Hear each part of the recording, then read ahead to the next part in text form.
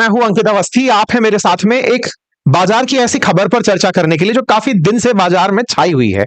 आज हम चर्चा कर ले रहे हैं क्योंकि हमने इसकी शुरुआती जो चर्चा थी उसमें भाग लिया था। कौन सी चर्चा की बात कर रहा हूं? मैं बात कर रहा हूं हाल ही में भारत सरकार के द्वारा मानसून सत्र में लाए गए जो मनी गेम्स हैं या फिर ऑनलाइन वो गेम जिनमें पैसा इन्वॉल्व है उनको रोकने के लिए एक बिल लाया गया था।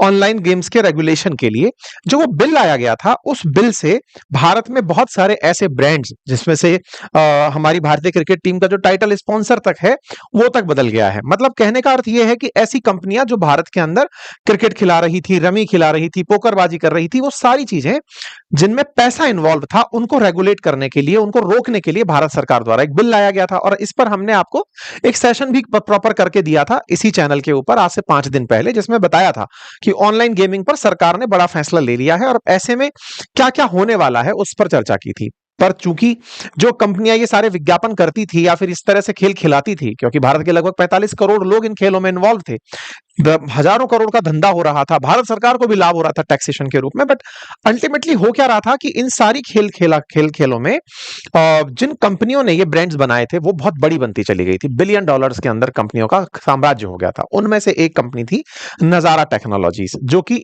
लिस्टेड कंपनी है, यानी कि स्टॉक मार्केट के अंदर आप इसके शेयर खरीद और बेच सकते हैं। ऐसी ही एक कंपनी का स्टॉक सरकार के आदेश के आते ही नीचे गिर गया। नीचे इतना गिरा कि 18% तक मार्केट के अंदर खबर है कि इसका स्टॉक नीचे गिरा। अब जब मार्केट में इसका स्टॉक इतना नीचे गिरा तो स्टॉक होल्डर्स के बारे में भी कुछ तो नुकसान हुआ होगा, क्योंकि जिन्होंने निवेश किया हुआ है वो तो बड़े लोग हैं, क्योंकि अल्टीमेटली बड़ी संख्या में लोग निवेश किए हुए हैं स्टॉक प्राइस के अंदर, यानी कि शेयर का जो प्राइस है 1000-1200 रुपए के आसपास बना हुआ था। तो ऐसे में बड़ी संख्या में करोड़ों शेयर्स हैं, उनको खरीदने वाले लोग जो होंगे उनके अपने शेयर की अपनी वैल्यू होगी, वो गिरी है तो नुकसान होगा। कुछ ऐसे निवेशक भी होंगे जिन्होंने बड़े सारे हिस्से खरीद रखे होंगे इस कंपनी में। उनमें से एक थे झुनझुनवाला। झुनझुनवाला अब नहीं रहे, राकेश झुनझुनवाला नहीं रहे। फिलहाल उनकी वाइफ है रेखा झुनझुनवाला, जो कि राकेश झुनझुनवाला के ही विरासत को आगे लिए चल रही हैं। रेखा झुनझुनवाला ने इस बिल के आने से पहले, जिस बिल के आने से नजारा टेक्नोलॉजीज का स्टॉक गिरा, उस बिल के आने से 2 महीने पहले ही अपना सारा हिस्सा बेच दिया था। कहां से बेच दिया था? नजारा टेक्नोलॉजीज में जो इनका हिस्सा था उसको बेच दिया था। ऐसा करके इन्होंने 334 करोड़ रुपए, मतलब 334 करोड़ रुपए के शेयर बेच दिए थे अपने। अगर 334 करोड़ के शेयर बेचे और अगर वो आज बेचती इन शेयर को तो सीधा 20% का, यानी कि लगभग 70 करोड़ रुपए का नेट नुकसान होता। इन्होंने उस चीज को बचा लिया। इसी वजह से चर्चा में यह आया कि झुनझुनवाला जी ने, जिनके कनेक्शन भारत सरकार में काफी ऊंचे तक रहे हैं, प्रधानमंत्री जिन्हें एडमायर करते थे, राकेश झुनझुनवाला जी, जो अब नहीं रहे, 2022 में इनका देहांत हुआ। राकेश झुनझुनवाला जी ने कहीं अपने कनेक्ट्स की वजह से, यानी कि इस तरह से तो कहीं उन्होंने अपने रिलेशंस नहीं बनाए हुए थे कि उन्हें अंदर की खबर पहले ही पता चल जाती हो। अंदर की खबर से क्या मतलब है कि भारत सरकार एक बिल ला रही है जिससे इतने करोड़ का नुकसान हो सकता है। उस बिल के आने से 2 महीने पहले ही आप अपने सारे स्टॉक बेच के साइड में बैठ जाते हो। इसी वजह से यह हेडलाइन बन जाती है, और हेडलाइन होती है कि क्या कहीं कोई गड़बड़ तो नहीं थी। गड़बड़ से मतलब यह हुआ कि किसी ने इस तरह से रेखा झुनझुनवाला को इन्फॉर्म तो नहीं कर दिया था कि मैडम ऐसा बिल आ रहा है, अपना पैसा बचाना चाहो तो बचा लो। यह बात वाकई में बड़ी बात है। और इसी बात से एक सवाल निकल कर आता है, और वो है इनसाइडर ट्रेडिंग, यानी कि किसी अंदर के ही खोजी ने सारी राज तो खोज के नहीं रख दिए थे। यदि ऐसा होता है तो भारत सरकार इस पर क्या उपबंध कर सकती है? आज के सेशन में हम इसी बात पर चर्चा कर रहे हैं। अगर यह है तो यह कितना बड़ा क्राइम है। जिन्हें बिग बुल ऑफ इंडिया कहा जाता है, वो लोग अगर ऐसा कर रहे हैं तो कहीं जनता को दिखाने के लिए ही तो सेबी नहीं बैठा हुआ है, आम जन को पकड़ने के लिए ही तो इसका काम नहीं है। पता चल रहा है ऊपर के लेवल पर एक अलग ही काम चल रहा हो और वो आप और हमको ना पता हो। तो स्टॉक मार्केट से इस तरह की जब खबरें आपके सामने आती हैं तो निश्चित ही आपको वो प्रभावित करती हैं। लेकिन हाँ, इतना जरूर है कि आप सोचकर देखिए कि एक सही खबर और उस खबर का 70 करोड़ मुनाफा, ये एक दिन की कमाई है। इस कंपनी ने, जिसके अंदर रेयर करके कंपनी है इनकी, राकेश झुनझुनवाला और रेखा झुनझुनवाला के इनिशियल नेम से बनी हुई है रेयर। राकेश का RA और रेखा का RE, रेयर। तो रेयर एंटरप्राइजेस नाम से इनका इन्वेस्टमेंट चलता है। इन लोगों ने 10-10 दिन में, 15-15 दिन में 1-1 हजार करोड़ रुपए तक कमाए हैं अपने स्टॉक से। तो मतलब इन लोगों को ट्रेडिंग का वो खेल पता है कि खबरों से शेयर पर क्या असर पड़ता है। ठीक है, तो बात है ऑनलाइन गेमिंग बिल की, जिसको भारत की संसद में लाया गया, राष्ट्रपति के द्वारा साइन हुआ। सरकार ने तय किया कि हम ई स्पोर्ट्स स्पोर्ट्स को बंद नहीं कर रहे हैं, यानी कि ऑनलाइन खेल को बंद नहीं कर रहे हैं, लेकिन पैसे को बंद कर रहे हैं। यानी उसके अंदर अब हम लोग मतलब मनी नहीं घुसाएंगे, लोग पैसा नहीं डालेंगे उससे, जिससे कि लोगों को नुकसान ना हो। नुकसान क्यों? क्योंकि भारत में बहुत सारे सुसाइड्स होने लगे थे। लोग खेल के खेलने में अपना पैसा जब इन्वेस्ट करते थे तो पैसा ना मिल पाने पर फ्रस्ट्रेशन होना, फिर फ्रस्ट्रेशन में अपने पैसे को निकालने के लिए फिर और पैसा इन्वेस्ट कर देना, ओवरऑल लोगों को बहुत जब नुकसान होने लगा तो सूचनाएं बहुत सी आने लगी कि आए दिन सुसाइड्स हो रहे हैं। सरकार को ये जब सूचनाएं पता चली, सरकार को भले ही हजारों करोड़ रुपए का टैक्स मिल रहा था, लेकिन लोगों की जान से ज्यादा कीमती नहीं था, इसलिए उन्होंने डिसाइड किया कि नहीं भाई, हम लोग इसके ऊपर रोक लगाएंगे। ठीक है, हुआ ये कि जैसे ही सरकार ये बिल लेकर आई तो नजारा टेक्नोलॉजी, मैं 18% बोल रहा था, 28% इसके शेयर के अंदर उतार चढ़ाव देखने को मिला। इसके अंदर अकेले के अंदर ही नहीं, मतलब ये आप अगर देखेंगे तो पिछले 5 सालों में इसका शेयर 35% तक इंक्रीज हुआ है, लेकिन इस शेयर के अंदर 5 दिन के अंदर, जैसे ये 15% के आसपास 5 दिन का शेयर नजारा टेक्नोलॉजी का गिरा हुआ दिखाई दे रहा है, मतलब इसका शेयर धाड़ से नीचे आना शुरू हुआ। ये कंपनी नजारा टेक्नोलॉजी भारत के अंदर online mobile games, e sports, sports media, इन सब के क्षेत्र में काम करती है।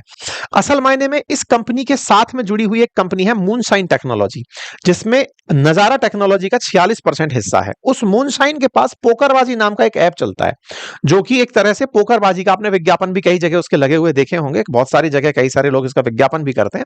तो नजारा का जो इन्वेस्टमेंट है वो पोकरबाजी वाले उस एप्लीकेशन के अंदर, मूनशाइन के अंदर है, जो इन्होंने 2024 में $117 मिलियन के अंदर किया था। मतलब 982 करोड़ रुपए पोकरबाजी ऐप की कंपनी मूनशाइन में इन्होंने इन्वेस्ट किया था। तो इन्वेस्ट किया था, उसका हिस्सा इन्होंने परचेज कर लिया था। इस तरह से ये ई स्पोर्ट्स, गेमिंग, एडटेक, इन सब के अंदर काम करने वाली कंपनी थी। नजारा टेक्नोलॉजी के इस तरह से बढ़ती ग्रोथ को देखते हुए भारत के कई दिग्गज इन्वेस्टर्स ने उसमें निवेश भी किया हुआ था, जिसमें जीरोधा के मालिक निखिल कामत भी शामिल हैं, मधुसूदन केला शामिल हैं, जो कि बड़े इन्वेस्टर कंसीडर किए जाते हैं, राकेश झुनझुनवाला का परिवार शामिल है। राकेश झुनझुनवाला थे तब उन्होंने इस कंपनी का शेयर आने से पहले ही, यानी कि लिस्टेड होने से पहले ही, इस कंपनी का लगभग 10% हिस्सा परचेज कर लिया था। 2017 में ही निवेश कर चुके थे वो इसमें। ठीक है, तो ऐसे में उनके जाने के बाद ये हिस्सा पूरा रेखा झुनझुनवाला के पास आ गया। लेकिन ये हिस्सा जब रेखा झुनझुनवाला के पास आया तो ऑनलाइन गेमिंग बिल आने से इस हिस्से को नुकसान होने वाला था। बड़े सारे निवेशक थे, सरकार जब रेगुलेशन के लिए बिल लेकर आई है तो बिल लेके आने से इनका पूरा का पूरा नुकसान होना था। नुकसान होना था, इस बात को इन्हें पहले ही पता चल गया, ऐसा मीडिया में क्लेम किया जा रहा है। क्यों कहा जा रहा है, उसके पीछे की कहानी क्या है? जो राकेश झुनझुनवाला हैं, जिनके पास भारत में तमाम बड़ी कंपनियों के इन्वेस्टमेंट के अंदर स्टॉक्स हैं, ऑटोमोबाइल में लगभग 40% उनका निवेश है, उन्होंने इस नजारा टेक के शेयर्स को समय से पहले ही बेच दिया था। जून 13 को रेखा झुनझुनवाला जो हैं, इन्होंने 13 लाख शेयर बेचे बॉम्बे स्टॉक एक्सचेंज में और 14.2 लाख नेशनल स्टॉक एक्सचेंज में बेचे 1225 रुपए प्रति शेयर की कीमत के ऊपर, और ऐसा बेचकर इन्होंने 334 करोड़ रुपए बुक कर लिए थे। जब इन्होंने 334 करोड़ रुपए बुक किए और ये जब बिल आया, बिल आने के बाद में 17.5% शेयर प्राइस गिरा। तो मतलब सीधा सीधा आप ये समझिए कि अगर ये 17% ना गिरा होता तो यहां पर, मतलब 17% ना गिरा होता तो 334 करोड़ रुपए कीमत थी, 17% गिर करके अगर ये बेचती तो इनको सीधा सीधा 70 करोड़ रुपए का नुकसान होता। इन्होंने 2 महीने पहले ही इस काम को करके अपना 70 करोड़ का नुकसान बचा लिया। इसीलिए लोगों की नजर इस पर गई और उन्होंने कहा कि ये कैसे संभव है कि उन्हें ये पता था कि उन्होंने अपना 7% स्टेक जो नजारा टेक्नोलॉजीज में था वो बिल आने से पहले ही बेच दिया, और इस तरह बेचा कि उनके पास में 1% भी अब नजारा टेक्नोलॉजी का शेयर नहीं है, एक भी शेयर उनके पास नहीं है, सब बेच करके वो फ्री हो गए। इस वजह से लोगों ने इनके ऊपर इनसाइडर ट्रेडिंग का आरोप लगाया। इनसाइडर ट्रेडिंग क्या होती है?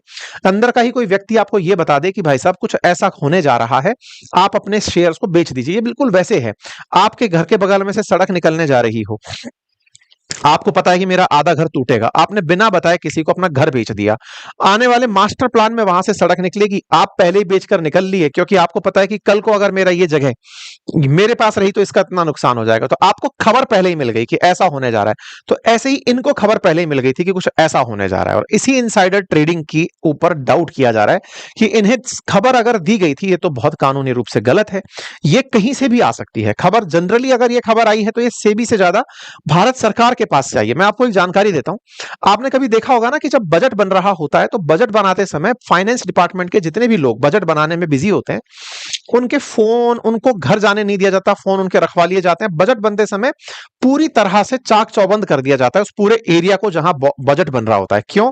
क्योंकि बजट में भारत सरकार अगर कोई घोषणा करने जा रही है, वो घोषणा अगर किसी को पहले ही पता चल गई तो वो स्टॉक में बहुत बहुत सारा पैसा बना सकता है। तो ऐसे में बजट बनते समय सारे अधिकारियों की बहुत गहराई से जांच होती है। अब सवाल ये बड़ा बनता है कि अगर भारत सरकार ये बिल लेकर आई तो इस बिल के लाने से पहले जिन लोगों ने ये बिल बनाया वहां से ये खबर निकली है, तो ये खबर सब सरकार बिल लेकर आई है तो सरकार पर ही सवाल होंगे, और जब सरकार पर सवाल होंगे तो सरकार में जिस मंत्री ने ये बिल लाया है उस पर सवाल खड़े होंगे। अश्विनी वैष्णव जी के ऊपर सवाल खड़े होंगे कि क्या आपने अंदर ही अंदर सूचना दे दी थी क्या, या आपके विभाग में कौन व्यक्ति था जिसने ऐसी सूचना दी। क्योंकि अल्टीमेटली प्रधानमंत्री मोदी काफी बड़े एडमायरर रहे हैं राकेश झुनझुनवाला के, इसलिए इनके ऊपर सवाल उठ करके आने शुरू हुए। तो 2017 में 180 करोड़ रुपए का निवेश करके इन्होंने पहले अपना वो खरीद लिया था, आईपीओ आने से पहले ही हिस्सा खरीद लिया था राकेश झुनझुनवाला परिवार ने, और जब वो चले गए उसके बाद में इन्होंने हिस्सा बेचकर पैसा कमा लिया। तो ये जो रेखा झुनझुनवाला है ये भी मतलब एक बहुत बड़ी इन्वेस्टर है। परिवार में इनके 3 बच्चे हैं, निष्ठा इनकी बेटी है, 2 बच्चों के नाम आर्यवीर और आर्यमन है। इनका पूरा की पूरा जो खानदान है वो पूरी तरह से इन्वेस्टमेंट में ही इन्वॉल्व है। कहा जाता है कि राकेश झुनझुनवाला की खुद की वर्थ 50,000 करोड़ रुपए की थी। भारत के अंदर बड़ी कंपनियां जैसे टाइटन है, स्टार हेल्थ है, मेट्रो ब्रांड है, टाटा मोटर्स है, क्रिसिल है, इनमें इनका बड़ा निवेश है। 62 साल की उम्र में वर्ष 2022 में इनका निधन हो गया। इनके बाद में जो रेयर एंटरप्राइजेस नाम की कंपनी थी जिसमें राकेश और रेखा दोनों शामिल थे, इन लोगों ने अपनी कंपनी के अंदर काम करना जारी रखा। इनकी पत्नी ने बाकी काम को संभाला, और संभालने से अब इनकी नेटवर्थ इस तरह से बढ़ती जा रही है कि रेखा झुनझुनवाला कहा जाता है कि हर महीने 600 करोड़ रुपए कमाती हैं। किस तरह से जो इनके इन्वेस्टमेंट है वो इनको बढ़िया रिटर्न देकर जाते हैं, यही तो पैसिव इनकम है सही मायने में। टाटा ग्रुप कंपनी के टाइटन में इनकी सबसे बड़ी हिस्सेदारी है, मतलब कहते हैं कि 15 दिन के अंदर 1000 करोड़ रुपए तक इन्होंने कमाए। ये वो तमाम इन्वेस्टमेंट है जहां पर रेखा झुनझुनवाला के पास शेयर्स हैं। कॉनकॉर्ड, बाजार स्टाइल, एनसीसी, सिंगर इंडिया, ये तमाम कंपनियां जो आपको यहां दिख रही हैं, इन सब के अंदर इनका निवेश है। रेखा झुनझुनवाला का अगर पोर्टफोलियो देखा जाए तो कहा जाता है कि ऑटोमोबाइल में इनका 41% निवेश है। इस तरह से ये इनका पूरा पोर्टफोलियो है। किन किन कंपनियों में ये निवेश करके चलते हैं, उनके निवेश को पूरी तरह पब्लिक किया हुआ है, ये सारी तरह से दिखता है। लोग भी इनको देख करके निवेश करते हैं कि इन्होंने इसमें किया हुआ है तो इनको जानकारी होगी। आप में से कुछ लोग ये सोच रहे होंगे कि अगर इनको इतना पहले खबर पता चल जाए तो कल को अगर हमको इनका कोई ट्रेंड दिखाई दे तो हम उसमें पहले ही निवेश कर दें, या फिर इन्होंने कहीं से पैसा निकाला हो तो हम भी निकाल लें, ऐसा कर सकते हैं क्या? लोग तरह तरह की अपनी गणित लगाकर चल रहे होते हैं, लेकिन हर बार हर चीज सही हो ये जरूरी नहीं है। इन्वेस्टर्स को हमेशा खुद के विवेक से काम लेना चाहिए, खुद की पॉकेट की कैपेसिटी को ध्यान में रख करके काम करना चाहिए। खबर बड़ी इसलिए है क्योंकि अगर सरकारी स्तर पर यह सब हो जा रहा है तो आम निवेशक का क्या होगा, यह अपने आप में एक जांच का विषय है, और निश्चित ही यह जांच का विषय है। और इसी कारण से आज भारत की राजनीति में इसका स्थान आ गया है। लोग सवाल पूछने लग रहे हैं कि इनको खबर कहां से मिली। बाय द वे, रेखा झुनझुनवाला जो है ये देश के अंदर टॉप 2 रिचेस्ट महिलाओं में शामिल होती हैं आफ्टर सावित्री जिंदल, और उनकी वर्थ $7.9 बिलियन के आसपास मानी जाती है, और इनकी वर्थ लगातार बढ़ते जा रही है। ऐसे में नजारा टेक्नोलॉजीज के इस निवेश को बाहर निकालने में अगर इन्हें कोई खबर अंदर से मिली तो निश्चित ही इनकी इमेज को नुकसान पहुंचेगा। लेकिन रिवर्स एक बात और कही जा सकती है, और वो ये कि चूंकि ये इतना बड़ा पोर्टफोलियो रखते हैं तो अपने पोर्टफोलियो पर नजर बनाए रखते हैं कि सरकार की नीयत चल क्या रही है, और ये बहुत आसान है पहचान पाना। जैसे भारत का मोदी मतलब भारत सरकार का अमेरिका से लंबे समय से रिफ्ट चल रहा था। ऑपरेशन सिंदूर के बाद से ही कई लोगों को यह तो समझ में आ गया था कि भारत अमेरिका के बीच में कुछ सही चल नहीं रहा है, अमेरिका भारत को धमकाए जा रहा है। तो जो अच्छे समझदार निवेशक हैं उन्होंने पहले ही अमेरिका रिफ्ट मतलब हमारे ऊपर प्रतिबंध लगाएगा उसको सोच करके अगर पहले ही कोई कॉल ले लिया होगा तो आप उसे इनसाइडर ट्रेडिंग में कहेंगे या नहीं कहेंगे। तो ये मार्केट एनालिसिस भी कहलाता है। और कई बार हम जब खबरें कर रहे होते हैं, हमारी जो अंकित इंस्पायर इंडिया के जो सेशंस आते हैं उन्हें बहुत सारे इन्वेस्टर्स देखते हैं, बहुत सारे जो लोग निवेशक हैं वो उन सेशंस को बहुत करीबी से देखते हैं। उनका मानना है कि आपके सेशन देखने से हमें आइडिया लग जाता है कि ये घटना कहां तक जाने वाली है। तो सबकी समझ है, देखो यार, अपनी अपनी है ना। लोग किसी भी चीज को देख करके समझ विकसित कर लेते हैं, तो इन्होंने भी तो बहुत सारे ऐसे लोग बिठा के रखे होंगे ना जिनके पास ये समझ होगी कि हाँ क्या चल रहा है। हाँ, उस आदमी ने क्या कर लिया हो या इन्होंने अपने कॉन्टेक्ट का कैसे यूज कर लिया हो वो हमेशा एक सवाल बना रहेगा। बाकी आप लोग इस विषय पर क्या सोचते हैं, अपनी राय जरूर रखें। Thank you so much.